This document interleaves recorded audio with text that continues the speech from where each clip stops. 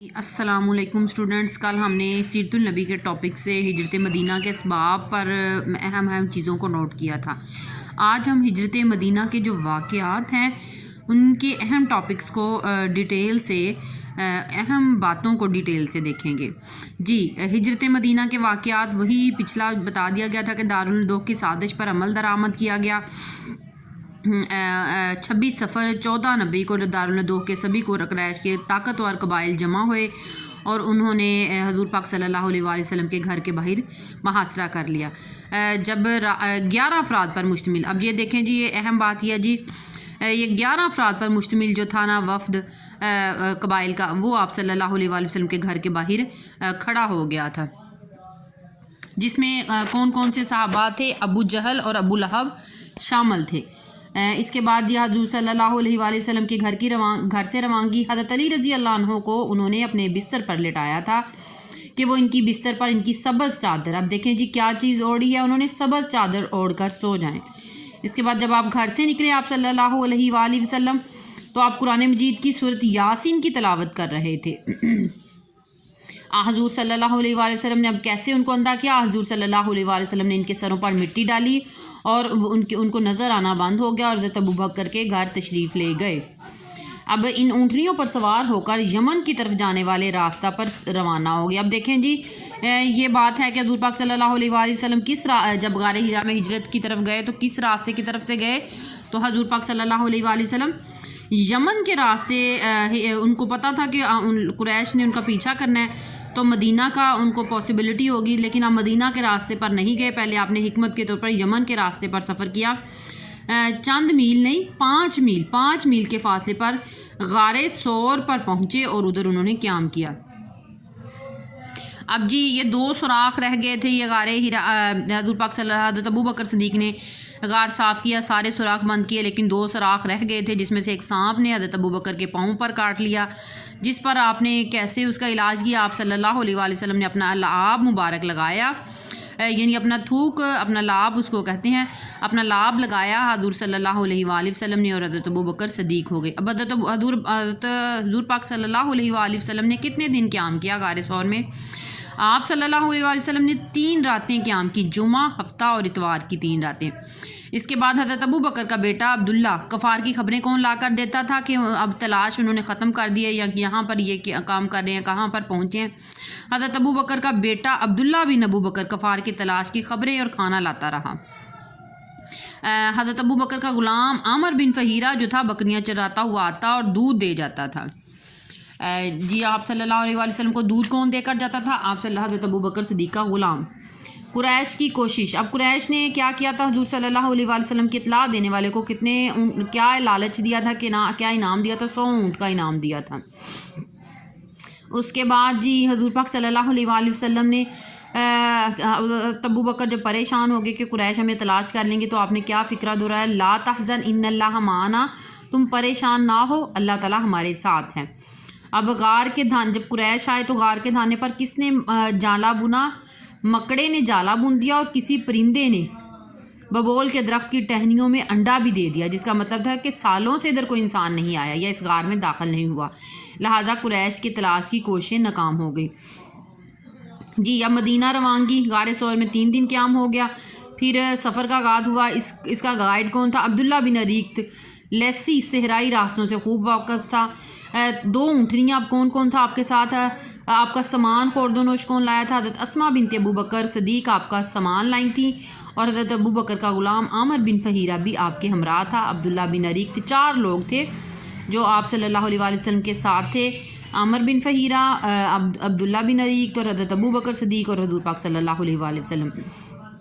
راستے میں سراقہ بن مالک قافلہ کے آپ صلی اللہ علیہ وآلہ وسلم کو تلاش کرتا ہوا پہنچا، تو اس کے ساتھ کیا ہوتا تھا جی؟ اس کا گھوڑا زمین میں دھنس گیا تھا، دھنس جاتا تھا، جس کی وجہ سے اس نے حضور پاک صلی اللہ علیہ وآلہ وسلم سے اسلام بھی قبول کر لیا اور ان کو کہا کہ مجھے امن کا پروانہ لکھنے۔ تو پھر عامر بن فہیرہ کو حکم دیا آپ صلی اللہ علیہ وآلہ وسلم نے کہ انہیں چمڑے کے ایک ٹکڑے پر امن کا پروانہ لکھنے۔ اب وہ معروف راستے کی طرف عبداللہ بن اریقط تھا، اس نے معروف راستے کی طرف نہیں لے کر گیا تھا، بلکہ غیر معروف اور لمبا راستہ اختیار کیا تاکہ وہ باحفاظت پہنچ جائیں۔ راستے میں کس نے جی اسلام قبول کیا راستے میں مدینہ کے سفر میں؟ اب پوچھ سکتا ہے کوئی آپ سے مدینہ کے سفر میں کس نے اسلام قبول کیا؟ تو بریدہ اسلمی نے اپنی قوم کے 70 افراد کے ساتھ مسلمان ہوا۔ اب نبی پاک قباء میں پہنچے جی 27 سفر کو آپ نے دیکھا کہ نبی پاک صلی اللہ علیہ وسلم قباء مدینہ سے چلے تھے تو 26 سفر کو چلے تھے، لیکن اب 8 ربیع الاول کو حضور پاک صلی اللہ علیہ وسلم قباء میں پہنچے 14 نبوی کو۔ اہل مدینہ کو آپ نے قباء میں 14 دن قیام فرمایا اور قباء میں ایک مسجد تعمیر کروائی جس کا نام مسجد قباء تھا۔ حضرت علی رضی اللہ عنہ بھی 3 دن کے بعد حضور پاک صلی اللہ علیہ وسلم سے ملے تھے۔ انصار 2 لائنوں میں آپ کے استقبال کے لیے کھڑے تھے اور کون سا ترانہ پڑھ رہی تھی مدینہ کی بچیاں؟ طلع البدر علینا من ثنیات الوداع۔ لیکن آپ صلی اللہ علیہ وسلم نے سب لوگ کہہ رہے تھے کہ حضور پاک صلی اللہ علیہ وسلم ہمارے گھر قیام کریں، لیکن آپ صلی اللہ علیہ وسلم نے حضرت ابو ایوب انصاری کے گھر قیام کیا، کیونکہ حضور پاک صلی اللہ علیہ وسلم کی جو اونٹنی تھی وہ ابو ایوب انصاری کے گھر کے آگے بیٹھ گئی اور آپ کے میزبان حضرت ابو ایوب انصاری بنے۔ جی ہجرت مدینہ کے نتائج و ثمرات میں کون سی چیزیں اہم ہیں؟ ہجرت مدینہ کے بعد آپ صلی اللہ علیہ وآلہ وسلم نے سب سے پہلے ابو بکر نے زمین خریدی جس کے مالک 2 یتیم بچے معوذ اور معاذ تھے، اور حضرت ابو بکر نے ان سے یہ زمین خریدی اور حضور پاک صلی اللہ علیہ وآلہ وسلم نے خود سب کے ساتھ مل کر یہ مسجد تعمیر کروائی۔ اس کے بعد جی عبداللہ بن زید، یہ پہلے مؤذن جو تھے عبداللہ بن زید انصاری تھے۔ حضرت بلال رضی اللہ عنہ پہلے مؤذن تھے، اور حضرت عبداللہ بن زید انصاری نے ایک دن نبی پاک صلی اللہ علیہ وآلہ وسلم کو اپنا خواب سنایا جس میں اذان کے الفاظ تھے۔ حضور صلی اللہ علیہ وآلہ وسلم نے ان کے خواب کو سچا قرار دیا۔ اب جی خواب کس نے دیکھا اذان کا؟ عبداللہ بن زید انصاری نے، اور پہلے مؤذن کون تھے؟ حضرت ابو بکر صدیق تھے۔ اس کے بعد جی نظام مواخات آ جاتا ہے۔ مواخات کا مطلب ہے اخی بھائی چارہ۔ قرآن مجید میں ہے کہ جی انما المؤمنون اخوۃ، بے شک مسلمان آپس میں بھائی بھائی ہیں۔ اس کے سلسلے میں آیت پوچھی جا سکتی ہے کہ مسلمان آپس میں کیا ہے؟ انما المؤمنون اخوۃ، مسلمان آپس میں بھائی بھائی ہیں۔ پھر یہ نظام مواخات ایک تو 1 ہجری کو ہوا۔ کب ہوا جی؟ 1 ہجری کو ہوا۔